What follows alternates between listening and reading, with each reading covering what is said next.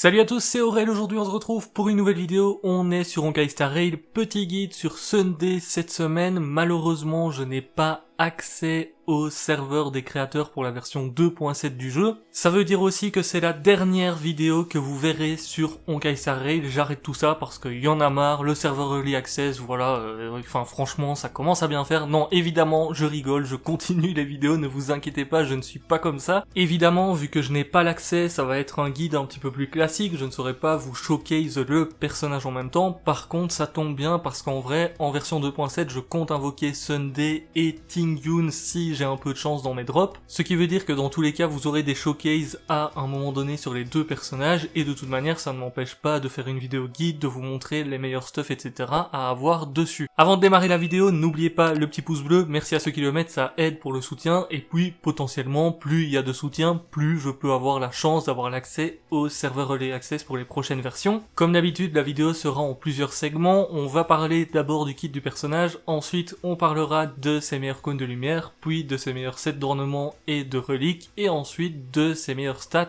à avoir. Je terminerai la vidéo par parler des teams de Sunday en vous donnant mon avis sur le personnage, comme ça vous aurez tout pour pouvoir le jouer correctement et pour créer une team autour de lui. On est parti tout de suite avec son attaque normale qui n'est pas bien compliquée, c'est une attaque normale classique qui va faire des dégâts de type imaginaire à un ennemi équivalent à 100% de l'attaque de Sunday. Sachez-le, il n'est pas là pour faire des dégâts, c'est vraiment un support pur, et d'ailleurs les seuls dégâts qu'il va faire c'est avec son attaque normale, mais même ça on ne va pas l'utiliser très souvent. Sa compétence quant à elle est très intéressante parce qu'elle permet d'avancer de 100% l'action d'un allié et de son invocation. C'est très important parce que ça veut dire que Sunday vous allez pouvoir le jouer avec un hyper carry qui n'a pas d'invocation et aussi avec un personnage qui a des invocations. En plus de ça, elle va permettre d'augmenter les dégâts qu'ils infligent de 30%, et si l'allié en question a une invocation, l'effet d'augmentation des dégâts est augmenté de 50% et dure 2 tours. A savoir aussi que si Sunday utilise cette compétence sur un allié Harmonie, son action ne sera pas avancée, de toute manière on va vouloir le faire le plus souvent possible sur notre carry. Et la dernière petite chose, c'est qu'utiliser la compétence sur un allié qui est béatifié permet de récupérer un point de compétence. Un allié béatifié, c'est un allié qui va avoir l'effet de l'ultime de Sunday. D'ailleurs, on va parler de son ultime tout de suite. Régénère l'énergie de 20% de l'énergie max d'un allié désigné et accorde à la cible et son invocation l'état béatifié. C'est de ça dont je vous parlais avant. Les alliés béatifiés voient leur dégâts crit augmenter d'un montant égal à 30% des dégâts crit de Sunday plus 12%. Déjà rien qu'avec ça, vous allez voir qu'on va rechercher énormément de dégâts crit sur le perso, vu que ça va nous permettre de booster notre allié par rapport à ça. Au début de chaque tour de Sunday, réduit la durée de l'état béatifié de 1 tour pour un total de 3 tours. À savoir que l'effet n'est là que sur la cible la plus récente de l'ultime, et si Sunday tombe KO, l'état béatifié se dissipe. Pour son talent, rien de compliqué, quand il utilise sa compétence sur un allié, le taux crit de celui-ci est augmenté de 20% pendant 3 tours. Si vous êtes sûr de jouer un certain personnage avec Sunday, vous pouvez très bien vous dire « Ok, je recherche un petit peu moins de TC pour du DC sur cet allié », comme ça vous avez tout de même l'augmentation ici. Pour sa technique, la première fois que Sunday utilise une capacité sur une cible alliée lors de la prochaine bataille, les dégâts infligés par celle-ci augmentent de 50% pendant 2 tours. On va revenir sur cette race et vous allez voir qu'encore une fois c'est très simple, ça fait longtemps que je n'avais pas vu un kit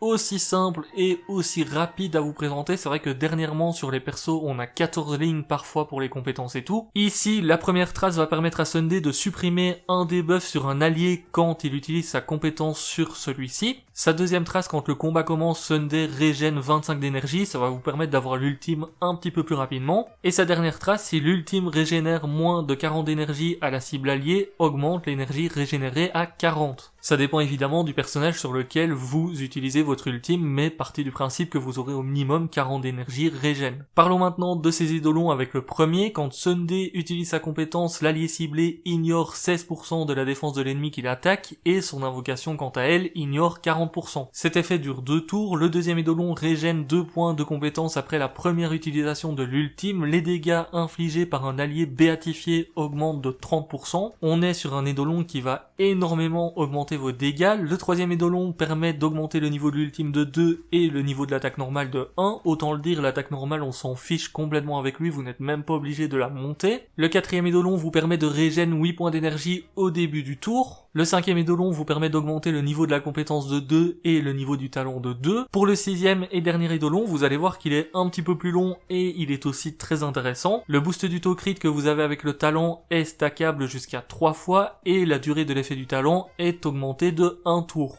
Quand Sunday utilise son ultime, il va aussi appliquer l'effet d'augmentation du TC du talent à la cible alliée. Et en plus de ça, lorsque l'augmentation TC du talent prend effet et que le TC de l'allié dépasse 100%, chaque 1% TC qui excède les 100% augmente de 2% les dégâts crits. Ce qui est plutôt sympa ici, c'est que même si vous avez déjà beaucoup de TC sur votre personnage de base, vous allez pouvoir augmenter ces dégâts crits en contrepartie, et du coup vous n'aurez pas besoin de vous poser la question, tiens, combien est-ce que j'ai de TC sur mon personnage allié qui va être hyper carry, est-ce que j'ai besoin de baisser un peu son TC ou pas? Maintenant c'est un 6e eidolon, et vous vous en doutez, comme d'habitude les eidolons sur les personnages ne sont pas obligatoires. Passons à ses meilleurs cônes de lumière. Vous vous en doutez, son best in slot, c'est son cône signature. Il va lui permettre, après avoir utilisé une compétence ou bien un ultime sur un personnage allié, de régène 6 points d'énergie. Et la cible de la capacité reçoit un cumul d'hymne pendant 3 tours, cumulable jusqu'à 3 fois. Chaque cumul augmente les dégâts infligés de 15%. Après chaque 2 instances de compétence ou d'ultime que le porteur utilise sur un personnage allié, il récupère un point de compétence. Il faut savoir qu'avoir de la régène d'énergie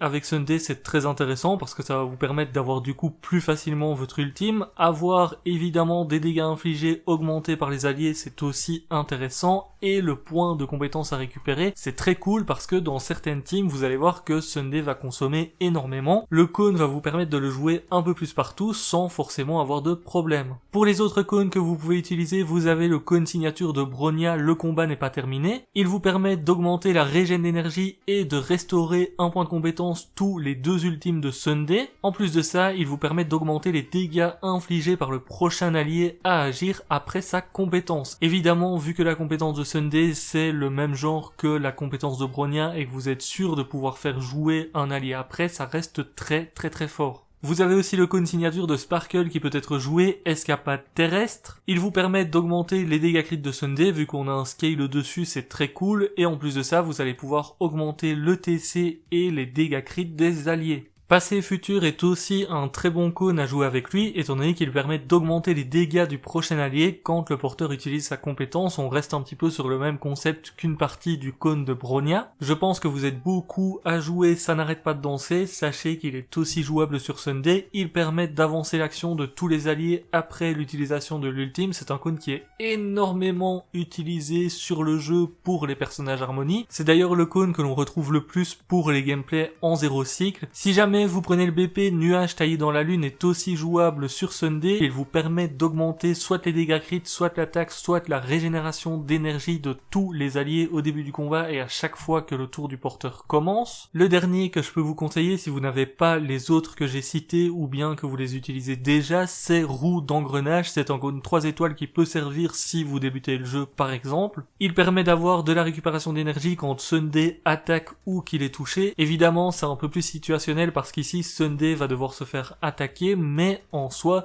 c'est toujours sympa, et pour ceux qui démarrent le jeu, c'est un cône qui peut être monté parce que certains personnages le jouent. On passe aux reliques et ornements maintenant. Vous allez voir qu'on a pas mal de choix en vrai, mais on a des choix qui vont être beaucoup mieux à jouer sur Sunday. Déjà au niveau des reliques, on va vouloir jouer le nouveau set Supplice du Prêtre. C'est un set qui a débarqué en version 2.6. Il va vous permettre en 2 pièces déjà d'avoir 6% de vitesse. Mais ce n'est pas tout, parce qu'en 4 pièces, après avoir utilisé une compétence ou un ultime sur une cible alliée, vous augmentez les dégâts critiques de la capacité de la cible de 18% pendant 2 tours. Cet effet ne peut être cumulé que jusqu'à 2 fois. Évidemment, c'est très fort sur Sunday quand on voit sa compétence notamment, et surtout, c'est un set que maintenant vous pouvez jouer sur Bronya et Sparkle pour ceux qui se posent la question. En second choix, si jamais vous avez besoin de vitesse, vous pouvez jouer le 2 pièces Hackerspace et le 2 pièces Supplice du Prêtre. Ça peut vous aider notamment à atteindre un nouveau palier. Et en troisième choix, en vrai, le mieux c'est de jouer en 2 pièces avec de la vitesse. Donc encore une fois, soit vous choisissez du Hackerspace, soit du Supplice du Prêtre, et à côté vous mettez vos sets qui ont les meilleures stats. Évidemment, ce qu'on va rechercher en priorité comme stats, ça reste les dégâts crits et peut-être de la vitesse selon si vous en avez besoin ou pas. Concernant les ornements, vous allez voir qu'on a plusieurs choix possibles, mais on en a un qui est quand même au-dessus des autres. Je parle évidemment du nouveau set Lushaka qui va vous permettre d'avoir 5% de régénération d'énergie. C'est très important, la régène d'énergie avec Sunday pour avoir le plus souvent possible son ultime. En plus de ça, il vous permet d'augmenter l'attaque du premier personnage de la composition d'équipe de 12%. Évidemment, si à l'avenir on a un personnage par exemple qui demande de la défense ou autre et qui ne tire aucun bénéfice de l'attaque, n'oubliez pas de le changer. Vous l'aurez compris, à la construction de votre équipe avec ce 2 pièces, vous devez mettre Sunday en 2e, 3e ou 4e position, et le mieux c'est donc de mettre votre hyper carry en première position.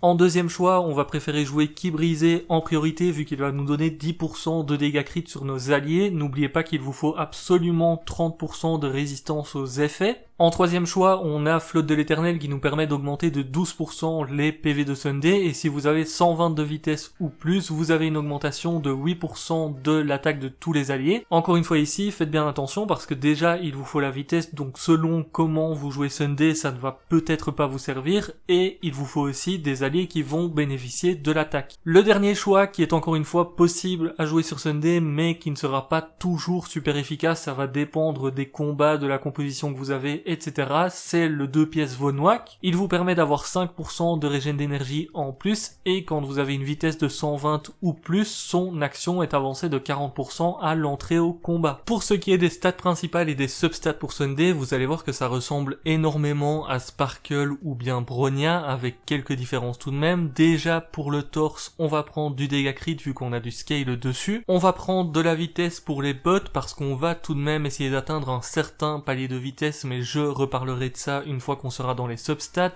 Pour la sphère planaire, on va prendre soit du PV % ou bien de la défense %. Le mieux, ça reste les PV si vous avez le choix entre les deux, mais on va surtout regarder les substats. Pour terminer avec la corde de liaison, on va prendre de la régène d'énergie. On veut avoir le plus rapidement possible les ultimes de Sunday pour pouvoir les enchaîner. Le mieux, c'est de prendre celle-ci, comme ça on va pouvoir faire notre ultime tous les 3 ou 4 tours selon les cônes que l'on va jouer sur Sunday, et potentiellement aussi selon les ornements planaires. Au niveau des substats, vous avez plusieurs choix possibles. On va prendre de la vitesse en priorité. Évidemment, notre but, c'est d'atteindre un certain palier. Je vous conseille plutôt de viser les 134 vu que la plupart de nos hypercarries vont avoir justement 135 ou plus. La règle générale, ça reste d'avoir 1 ou 2 de vitesse en moins que notre hypercarry si vous voulez vraiment optimiser à 100%. Et dans certains cas, vous pouvez aussi aller chercher les 160, mais c'est beaucoup plus compliqué vu qu'on n'a pas énormément de vitesse de base avec le personnage. Et surtout, encore une fois, ça va dépendre de votre carry ou bien des alliés de Sunday. Si vous jouez par exemple un boot heal qui a beaucoup de vitesse de base, vous pouvez prendre du 160 en essayant d'avoir 161 sur boot heal. Pour vous dire, de mon côté, je vais rester sur les 134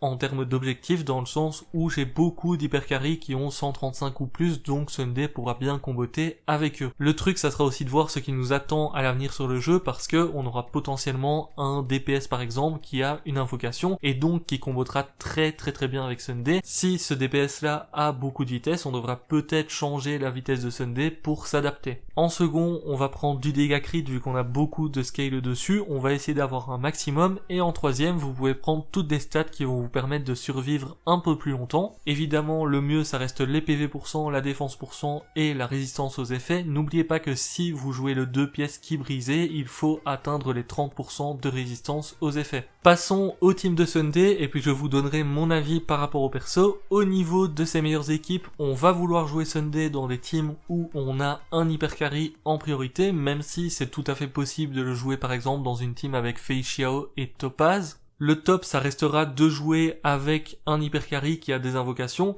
Le problème, c'est qu'on n'en a pas énormément pour le moment sur le jeu. On a juste Lingsha, Topaz et Jingyuan. Déjà, la plupart du temps, Lingsha, on va la jouer en tant que sustain, donc c'est pas forcément foufou, on va dire, de changer le stuff de Lingsha en se disant « Ok, je vais la jouer en crit », même si je sais qu'il y en a qui aiment bien jouer Lingsha crit. Topaz, c'est un peu le personnage que tu vas utiliser en tant que sub DPS dans tes équipes à l'heure actuelle, et du coup, c'est un peu plus compliqué aussi à jouer en tant qu'hypercarry, ça va surtout dépendre de ce que vous affrontez. Pour Jingyuan, par contre, contre là c'est un petit peu plus facile parce que Jingyuan c'est un hyper carry, donc vous pouvez très bien jouer Sunday, Jingyuan avec Sparkle par exemple, Uoyo ou autre. Au niveau des équipes, ça fait penser énormément à Ruanmei à sa sortie, c'est-à-dire que Sunday on va pouvoir le jouer dans beaucoup d'équipes différentes, mais au niveau de ces vrais teams qui seront ces teams de prédilection, ça sera surtout quand on aura plus de personnages avec des invocations. C'est pour ça que j'ai parlé de Ruanmei, parce que Ruanmei quand elle est sortie, elle avait déjà des aspects break, mais on ne la jouait pas forcément dans ce genre d'équipe. Ici, Sunday c'est un petit peu la même chose, il a des aspects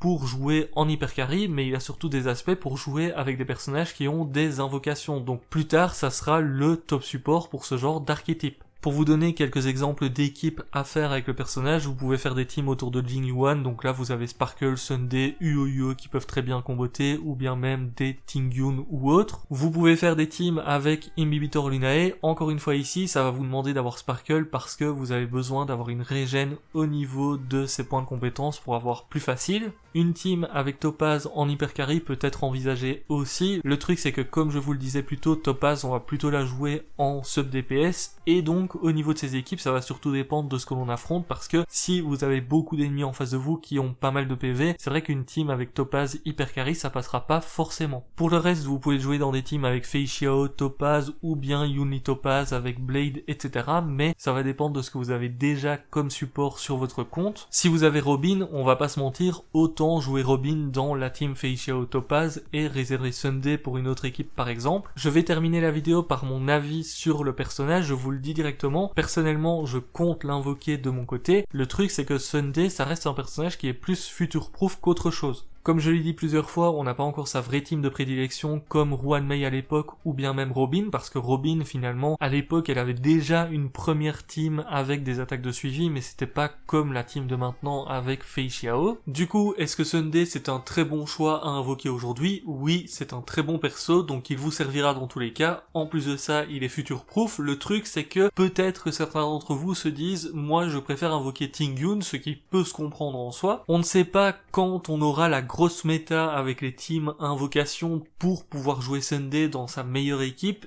et c'est pour ça qu'à tout moment vous pouvez décider d'attendre son rerun au cas où pour déjà avoir sa team à ce moment-là. Le truc c'est qu'il faut prendre en compte qu'à tout moment sa team de prédilection arrive très rapidement dès la prochaine mise à jour ou bien encore celle d'après. C'est à vous de voir si vous préférez invoquer Tingyun ou Sunday aujourd'hui et peut-être attendre le rerun pour celui que vous n'invoquez pas, ou bien si vous êtes sûr de jouer des équipes avec des invocations, parce que la méta invocation ne va pas plaire à tout le monde je pense, on a tous des préférences au niveau des équipes que l'on aime jouer. Sur ce, je vous laisse là pour cette vidéo guide, je vous dis à bientôt, n'oubliez pas le petit pouce bleu, ça aide la chaîne à se développer, et n'oubliez pas de vous abonner si ce n'est pas encore fait. Je vous laisse là, ciao, ciao.